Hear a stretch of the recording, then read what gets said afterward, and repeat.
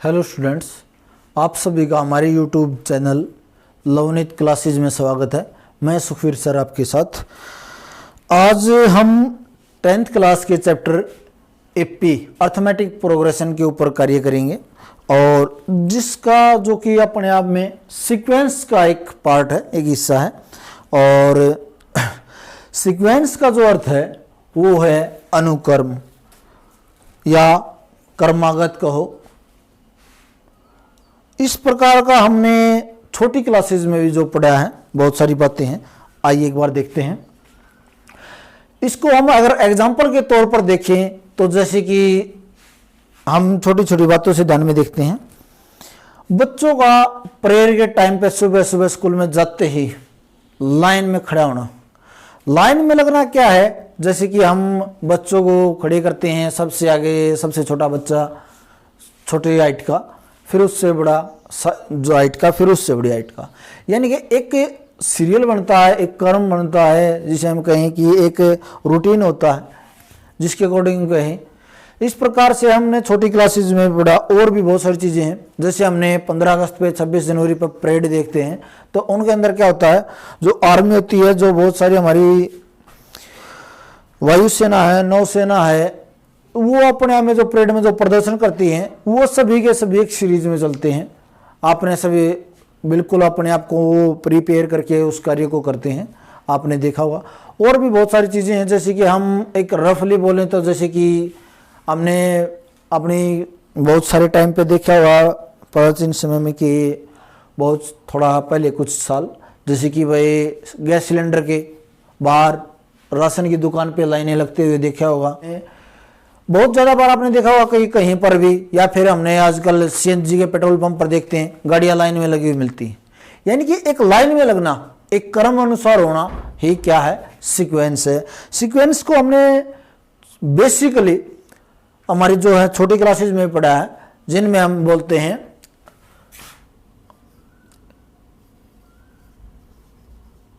Ascending order, आरोही क्रम,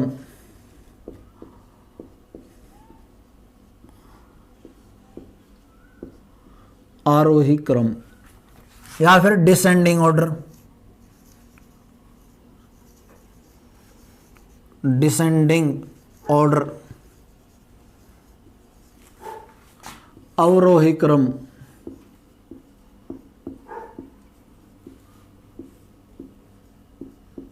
ठीक है। आरोही क्रम में हमने पता होगा कोई भी नंबर है, पहले सबसे छोटा, फिर उससे बड़ा, फिर उससे बड़ा, फिर उससे बड़ा। जैसे कि इसमें मैं लिख दूं 1 10,000, 1 10 100 हो गया, 1000 हो गया, 10,000 हो गया, इस प्रकार से, या कोई भी और भी नंबर हो जाएंगे। लेकिन इस प्रकार से जो आगे से आगे चलते रहें, हम इनको क्या बोलते हैं, आरोही क्रम, असेंडिंग ऑर्डर, या हिंदी में बोले तो चढ़ते क्रम, बढ़ते क्रम बोलो। और अवरोही क्रम, घटते क्रम या उतरते क्रम, अवरोही क्रम हिंदी में। इसको हम लिख सकते हैं जैसे कि भाई हमने 100 लिया, फिर 10 ले लिया, और फिर माइनस का 10 ले लेते हैं, माइनस का 5 ले लेते हैं, इस प्रकार से। यानी कि ये सीक्वेंस के कुछ हिस्से हैं छोटी क्लासेज में। लेकिन क्या होता था कि जब हम उस टाइम पे जो इन चीज़ों को पढ़ते थे, इनके बीच में आपने अब एक चीज़ देखी होगी, इनके अंदर कोई रूटीन नहीं है, कोई सिस्टम नहीं है। हमने यहाँ पर देखा डिफरेंस, ये 9 का है, ये और ज़्यादा हो गया, ये और ज़्यादा, यानी डिफरेंस तो बड़े तो हैं, लेकिन कितने बड़े हैं आगे आने वाला, अगर इनके अंदर हम ये सोचे कि ये क्या है, ये लगभग एक छोटे लेवल की बात थी, बहुत छोटे लेवल पे बच्चों को, जैसे कि बस ये समझ लो कि नंबर सिस्टम के बारे में उनको कुछ नॉलेज देना छोटी ही। अब बड़ी क्लासेस के अंदर इनके अंदर कुछ फिक्सिंग की गई। वो क्या किया गया कि मान लिया जाए हम एक सीरीज लिखें, हमने 10 से स्टार्ट किया, उसके अंदर कुछ फिक्स नंबर ऐड किया, मान लिया जाए 12, 2 ऐड किया, 12 हो गया, फिर से 2 ऐड कर दिया, 14 हो गया, फिर से 2 ऐड कर दिया, 16 हो गया।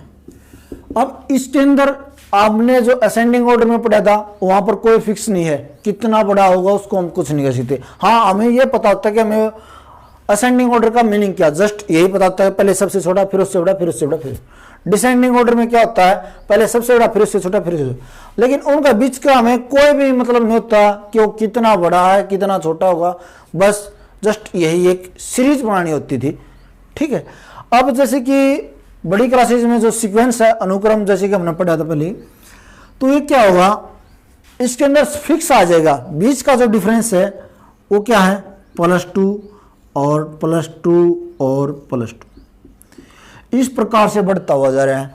अब कोई बोले कि सर इसके अंदर 2 हैं, बढ़ते क्रम घटते क्रम यहां पर। अब ये जरूरी नहीं है कि भाई इसके अंदर ऐड ही होगा, ऐड होने वाला जो नंबर, देखो नंबर तो हमारे को ऐड करेंगे, लेकिन ये फिक्स नहीं है कि वो प्लस का ही होगा या माइनस का होगा। देखिए ध्यान से, 10 -3 किया, इसके अंदर हमने ऐड किया, क्या किया, -3 ऐड कर दिया, वो हुआ 7 के अंदर हमने फिर से ऐड किया, कितना किया -3, और वो हो गया कितना 4 के अंदर हमने फिर से क्या ऐड कर दिया, +3 है, -3 यानी कि उसके अंदर ऐड किया, तो वो क्या हुआ 1। इस प्रकार से चलती रहती है। ठीक है, यहां पर हमने प्लस का ऐड किया, बढ़ते रहे, ये अपने आप में हमने जो ऐड तो किया एक नंबर, लेकिन वो क्या था नेगेटिव नंबर था, तो इस प्रकार से क्या चलेगा, नेगेटिव घटते हुए क्रम में चलेगा। लेकिन जैसे कि छोटी क्लासेज में हम करते थे आरोही क्रम अवरोही क्रम, अब वो यहां पर नहीं होगा, जस्ट उनको हम इन दोनों सीरीज को क्या बोलेंगे, एपी तो बोलेंगे। एपी होगी हमारी अर्थमेटिक प्रोग्रेशन ही है, बिल्कुल सेम ही है, लेकिन अब इनके बीच में क्या होगा, फिक्स सिस्टम होगा, फिक्स, जो बीच का डिफरेंस होगा वो फिक्स होगा। जैसे ये फिक्स कर देंगे वो अपने आप में किस चीज का बन जाएगा, एपी का पार्ट बन जाएगा। ठीक है, और एपी अपने आप में सीक्वेंस का एक पार्ट है, सीक्वेंस जो हमारे 11th क्लास में होगी, 9th चैप्टर है, उसी का एक पार्ट है। और ये जो बेसिक था हमने वहां से बता दिया आपको, सीक्वेंस का वैसे मैंने आपको मीनिंग भी बता दिया। अब एपी के अंदर हम इसका ये नहीं कहेंगे सर ये असेंडिंग ऑर्डर है डिसेंडिंग ऑर्डर है, ऐसा बिल्कुल भी नहीं होगा। बस जस्ट ये देखना होगा हमें उस सीक्वेंस को देख के ये बताना कि क्या वो एपी में है या नहीं है, या फिर इसके साथ साथ ये जानेंगे अगर वो एपी है तो नेक्स्ट 3 टर्म्स क्या होंगी उसकी, जो कभी 1000 टर्म पूछे जाएंगे या 100 टर्म पूछी जाएगी कि जो 100 टर्म है उसकी वैल्यू क्या होगी। इस प्रकार से जो है सिस्टम उसके अंदर होंगे। और आइए देखते हैं। अब जैसे कि हमने जाना, अब हम जरा बेसिकली ये देखेंगे कि इनके अंदर एपी के अंदर कौन सी चीजें हैं जो हमने आज तक पढ़ भी हैं, ली हैं और इसके अंदर आती हैं, यानी कि एपी के अंदर ऐसी कौन सी चीजें आती हैं जो हमने आज तक पढ़ी हैं। बेसिकली कि आवाज उन्हीं चीजों को जानेंगे। तो ये असेंडिंग ऑर्डर डिसेंडिंग ऑर्डर का जो सिस्टम था, इसके बाद देखो हमने जैसे स्टार्टिंग पढ़ते हैं काउंटिंग से, ठीक है, काउंटिंग गिनतियों से हमने देखा 1 2 3 4 5 6 7 8 9 10 इस प्रकार से चलते। अब ये देखो क्या इन सभी के बीच का जो डिफरेंस है वो सेम है? अगर वो इन सभी के बीच का डिफरेंस सेम तो है तो वो एपी है, अदरवाइज नहीं है। हाँ, चेक करने के लिए ये मत ध्यान करना कि सर हमने स्टार्टिंग वाले 2 टर्म देख लिया, लास्ट की 4 टर्म ने, जितनी भी टर्में दी हैं हर टर्म के बीच का डिफरेंस चेक करना होगा वेरिफिकेशन में। इस बात को जरा ध्यान रखना। यानी कि ये सभी हैं, हमने देखा क्या 2 - 1 कितना हुआ 1, 3 - 2 आएगा यहाँ पर, यानी कि 3 - 2 क्या हुआ 1, और 4 - 3 क्या हुआ 1, 5 - 4 क्या हुआ 1, और इस सभी चीज को हम डिफरेंस मान लेते हैं डी, जो कि होता है 6 - 5 = 1, 7 - 6 = 1, 8 - 7 = 1, और 9 - 8 = 1, और 10 - 9 = 1। हमने देखा कि हर जगह से डिफरेंस जो है सेम आया, तो इसको हम क्या बोलेंगे, ये एक एपी है, अर्थमेटिक प्रोग्रेशन है, यानी कि हिंदी में जिसको बोलते हैं समांतर श्रेणी। और डी जो डिफरेंस है उसको हिंदी में बोला जाता है डिफरेंस को, इसके अंदर जो डिफरेंस है डिफरेंस, इसको बोला जाता है सारावंतर। सारा अंतर।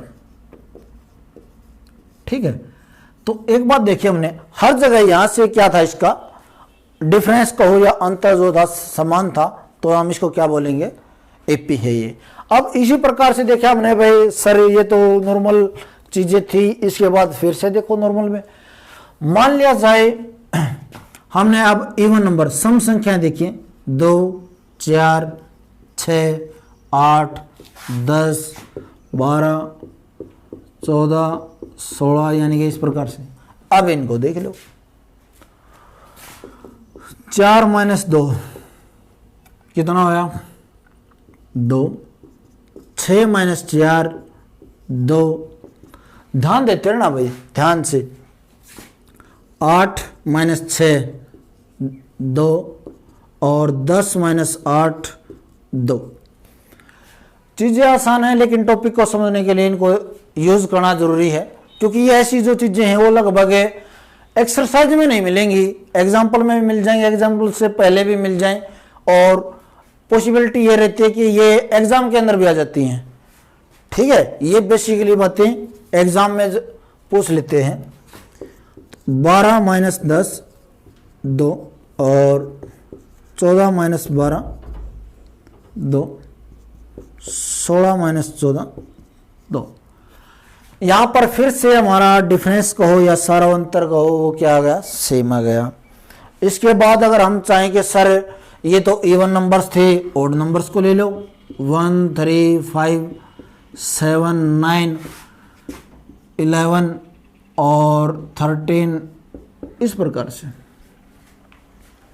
इनके अंदर फिर से देखोगे क्या आएगा, 3 - 1 = 2 है, 5 - 3 = 2 है, और 7 - 2 है, 9 - 7 2 हुआ, 11 - 9 2, 13 - 11 2। हर जगह यहां पर भी है, यहां पर भी डिफरेंस क्या रहा है, 2 रहा। अब इसके बाद फिर से देख लो एक चीज और, नेगेटिव नंबर्स को फिर से यूज कर लो। सर -1 ले लो, -2 ले लो, -3 -4 -5 -6 -7। अब इनमें जरा ही एक बात और ध्यान रखना, चलो मैं आपको बता देता हूं। ये हमारी फर्स्ट टर्म को मान लो A1, ये हमारी सेकंड टर्म, इसको मान लिया हमने A2, ये थर्ड टर्म ये मान लिया हमने A3, ये फोर्थ टर्म A4, ये 5 टर्म A5, 6th टर्म हुई A6 और 7th टर्म हुई A7।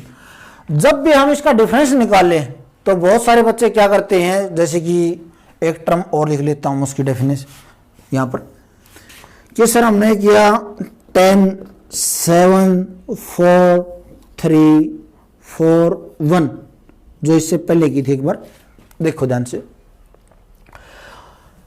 बहुत सारे बच्चे क्या गलती करते हैं कि इसके अंदर लिख देते हैं सर 10 - 7 3 हो गया, 4 माइनस यानी कि 7 - 4 ये भी 3 हो गया, 4 - 1 ये भी 3 हो गया। ये प्रोसीजर टोटली गलत है। हमेशा ध्यान रखना, हमें डिफरेंस जब भी निकालें वो क्या होगा, A2 - A1, A3 - A2, A4 - A3, A5 - A4, A6 - A5 और A7 - A6। इस प्रकार से अगर हम इस प्रोसीजर को यहां पर यूज करें तो वो क्या होगा, देखो 7 - 10 - 3 और 4 - 7 - 3 और 1 - 4 हुआ -3। इस प्रकार से ये जो हमारा प्रोसीजर है ये क्या है, राइट, यानी कि इसके अंदर कौन सा वाला वे आएगा, ये वाला। ये तरीका जो है राइट होगा। एग्जामिनर के अंदर बहुत सारे बच्चे इसको कई बार मिस्टेक कर देते हैं, देखा भी है टेस्ट के दौरान। अब इन चीज़ों को हम ध्यान से देखेंगे तो आगे क्या होगा, जैसे कि इसी के अंदर हमने इन सभी की वैल्यूज निकाल सकते हैं।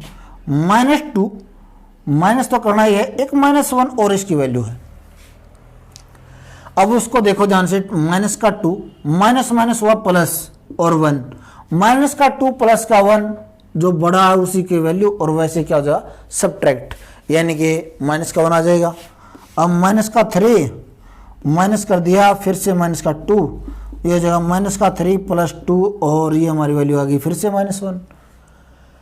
ठीक इसी प्रकार से हम करते रहेंगे, यानी कि क्या आ जाएगा -4, माइनस में माइनस का 3 होगा और वैल्यू आ जाएगी -4 प्लस 3 इक्वल टू होगा -1, और -5 माइनस में माइनस का 4 हो जाएगा, क्योंकि ब्रैकेट के अंदर है तो ब्रैकेट जब भी खोलोगे ब्रैकेट का मीनिंग क्या होता है मल्टीप्लाई, माइनस माइनस की मल्टीप्लाई क्या होगी प्लस, -5 प्लस 4 इजिकल टू हो जाएगा माइनस का 1, और फिर क्या है माइनस का 6 माइनस में माइनस का 5, और ये वैल्यू हो जाएगी माइनस का 6 प्लस 5 यानी कि माइनस का 1। फिर से अगर हम देखें माइनस का 7 माइनस में माइनस का 6 जो होगा उसकी वैल्यू क्या होगी माइनस का 1। सॉरी, इसको अगर हम ध्यान से देखें तो ये क्या होगा माइनस का 7 प्लस का 6, आंसर फिर से क्या जाएगा माइनस का। यानी कि यहाँ पर हम जो इसके अंदर हम बोल रहे थे जो एडिंग होता है वो क्या था माइनस का था, हमेशा जब भी ध्यान रखना। यानी कि जब भी हम किसी भी एपी के अंदर कुछ नया ऐड तो होता ही है, और वो हमें ये पता वो क्या है कांस्टेंट नंबर होगा कोई भी। एपी का मीनिंग ही यही निकला कि उसके अंदर कुछ भी जो ऐड होगा वो एक कांस्टेंट होगा, कांस्टेंट नंबर कोई भी, लेकिन वो पॉजिटिव होगा या नेगेटिव होगा ये डिपेंड एपी के ऊपर करता है। अगर मान लिया जाए एपी में वो जो नंबर ऐड हो रहा है अगर वो प्लस का तो है तो वो इंक्रीज करेगी, और अगर वो डिक्रीजिंग में है तो वो जो नंबर ऐड हो रहा है वो किस चीज का है माइनस का है। ठीक है, इस प्रकार से हमने डी को जाना, डिफरेंस था, सारांतर था, इन सभी में कुछ डेफिनेशंस थी हमने देखा इसमें अंदर। अच्छा एक बात और, चलो ये हमारी कौन से नंबर थे, नेचुरल नंबर था यानी कि प्राकृत संख्याएं, सम संख्या यानी कि इवन नंबर्स देखे हमने, ऑड नंबर्स देखे, वैसे कुछ अपने पास तो बना के देखा, और डिफरेंस निकालने का जो वे था जो तरीका था वो भी हमने जाना कि किस तरीका है, क्या तरीका होगा, कैसे हमने सब्ट्रैक्ट करना है। और सब्ट्रैक्ट का वैसे अगर डायरेक्ट पता करें तो क्या होगा, जनरली हमें ये मेंशन होना चाहिए, जरा इतना ध्यान देंगे तो हमें याद भी रह जाएगा कि हाँ जो डिफरेंस आएगा वो प्लस का होगा या माइनस का होगा। वो जस्ट इतनी ही बात से हमें पता चल जाएगा। अगर एपी इंक्रीज तो कर रही है, बढ़ तो रही है आगे, यानी कि पॉजिटिव में जा रही है, तो वो क्या होगा डिफरेंस जो है पॉजिटिव है, और अगर नेगेटिव की तरफ जा रही है, नेगेटिव नंबर की तरफ बढ़ रही है तो क्या होगी, यानी कि डिफरेंस जो है वो नेगेटिव है। बस इतनी बातें जरूर ध्यान रखना। इसके बाद चलो हम आगे देखते हैं और कुछ बातें हो रहेगी, देखो आगे ध्यान से। अब हम लिख लेते हैं टेबल, किसी भी नंबर की टेबल ले लेते हैं। हमने टेबल ले ली 3 की, सर 3, 6, 9, 12। 1 मिनट, आप ये देखो कि आप इसको बोलोगे क्या, 3 1 जा 3, 3 2 जा 6, 3 3 जा 9, यही, बट ये रॉन्ग है। हमने बोला 3 1 जा, ये जा कौन सा वर्ड है? अगर हम इंग्लिश के अकॉर्डिंग इस वर्ड को यूज करते हैं तो ऐसा कोई वर्ड नहीं है ही नहीं ऐसा कोई भी वर्ड। इसको बोलते हैं हम 3 1s are 3, 3 2s are 6, 3 3s are 9, 3 4s are apostrophe S की जो हम बोलते हैं एस, यानी कि उसी का इसके अंदर क्या आना चाहिए, इसका उच्चारण होना चाहिए, यानी कि इसकी प्रोनाउंसिएशन वही आनी चाहिए एपोस्ट्रोफी एस, जैसे कि आप इंग्लिश लैंग्वेज में पढ़ते भी हैं। तो ये वो नहीं हुआ, ये जो जा जैसे हम बोलते हैं ना 3 1 जा 3, 3 2 जा 6, ये सारी की सारी गलत है टेबल के अकॉर्डिंग, ऐसा कोई वर्ड नहीं है। ठीक है, अब जैसे कि मैंने बोला 3 × 1 = 3, 3 को 1 टाइम मल्टीप्लाई किया था 3 हुआ। अब 3 × 2 = क्या है 6, 3 2s, यानी कि 3 को क्या किया गया 2 बार ऐड किया गया, 3 + 3। अब 3 एक बार था, एक 3 हो गया, 3 2s, अब 3 3s, 3 × 3 आर 3 3s, यानी कि 3 को 3 टाइम हमने ऐड कर लिया। ठीक है, 3 1 जा नहीं होगा, ये गलत है। जहां कहीं से भी अगर सीखा आपने तो उसको छोड़ दो, क्योंकि जब भी आप अभी फिलहाल एजुकेशन में स्कूली लेवल पे हैं, अगर आप और भी आगे बढ़ेंगे ना, जब स्कूल लेवल से कॉलेज लेवल पर जाएंगे, तो प्रोफेसर आपकी इन बातों पर अच्छे से अच्छे वाली इज्जत, जिस प्रकार से आपकी रेस्पेक्ट करेंगे आप समझ सकते हैं। वो रेस्पेक्ट किस लेवल की होगी आप समझ सकते हैं। ठीक है, मीनिंग आप समझ गए होगे। जैसी इज्जत वो करेंगे, कहेंगे कि कहाँ से सीख के आए हो। इन बातों को ध्यान रखना, बड़े लेवल पर जब भी जाओगे वो टीचर्स इन बातों को जरूर ध्यान रखते हैं, और आपको यानी कि मैं यही चाहूँगा कि आप पहले से ही इन गलतियों को दूर कर लें। धन्यवाद। चलो देखते हैं आगे अपने टॉपिक की तरफ। इन बातों को जरूर ध्यान रखना। और अब हम आते हैं अपने मेन टॉपिक की तरफ। अब हमने देखा सर ये टेबल लिखी, अब इसको ये अगर हमने ये पता करना है कि इसके अंदर क्या है, ये एपी है या नहीं है, तो ये हमारी फर्स्ट टर्म हुई A1, ये A2, A3, A4, इस प्रकार से टर्म है।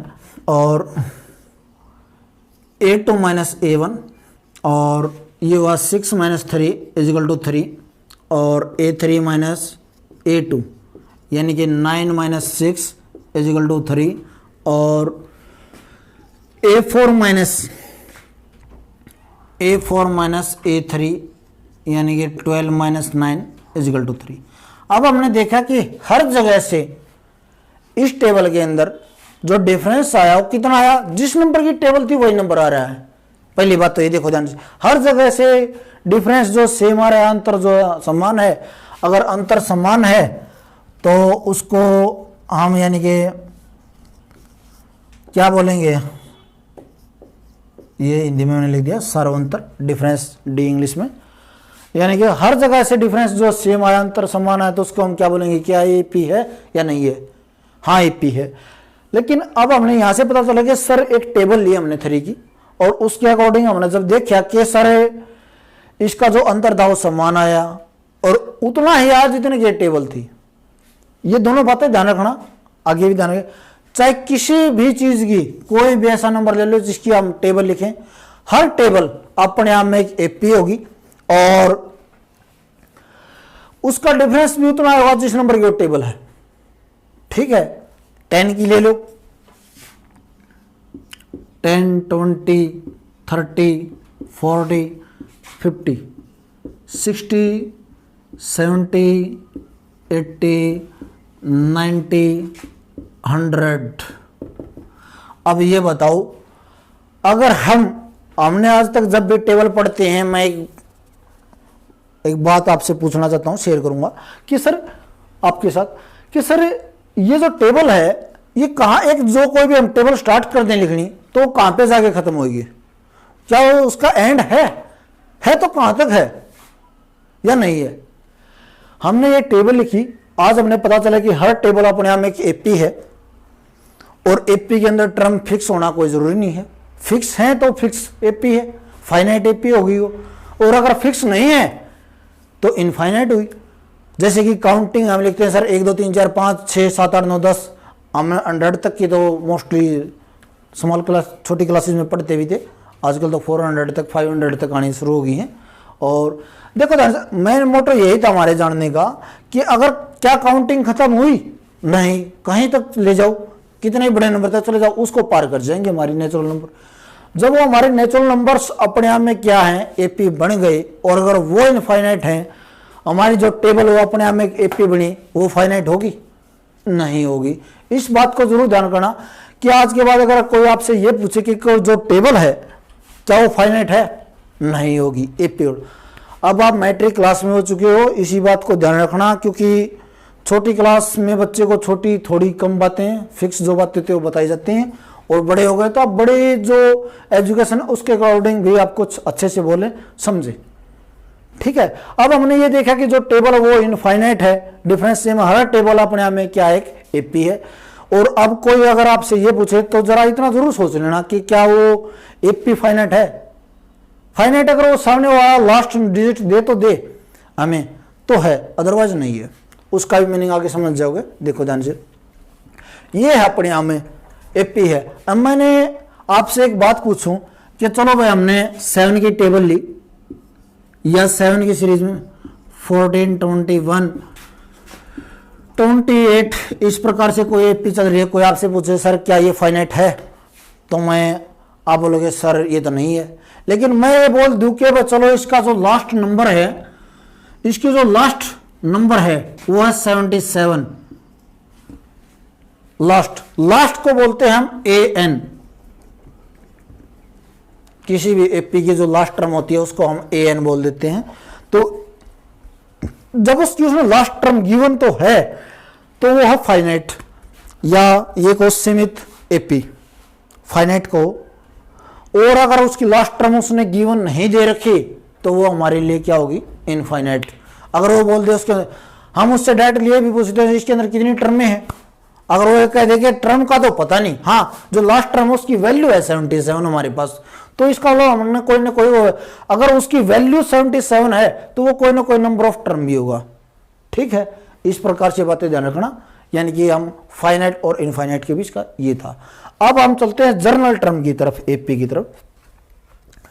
जो जर्नल टर्म है वो इस प्रकार से है, जैसे हमने पता क्या था, इसके अंदर कुछ ना कुछ जर्नल में ऐड होता चल रहा है, इसको हम डी बोलते हैं।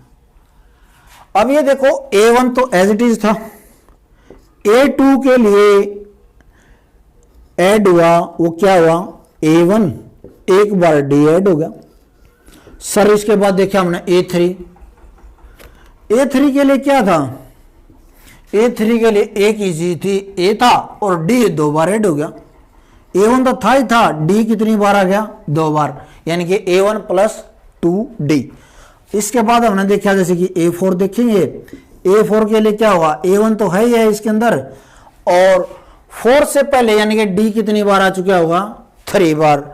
तो यानी कि इसके बाद हम देखेंगे A1 प्लस में 3D।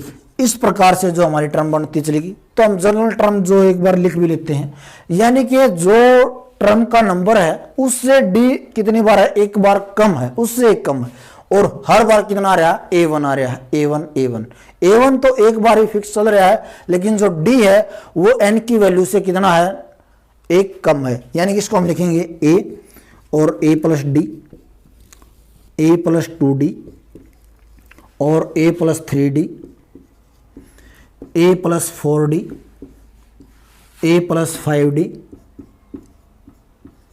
इस प्रकार से हम पता कर सकते हैं कि ये कौन सी टर्म, ठीक है, ये हमारी कौन सी है, जर्नल टर्म है। ठीक है, इन सभी बातों को आज हम ध्यान रखेंगे और इसके बाद फिर आगे बढ़ते हुए फिर से वेरिफिकेशन आएंगी आपके फर्स्ट एक्सरसाइज में, उनको करेंगे आगे। ठीक है, आज के लिए इतना ही, धन्यवाद। आप हमारे चैनल को लाइक करें, शेयर करें, सब्सक्राइब करें, धन्यवाद।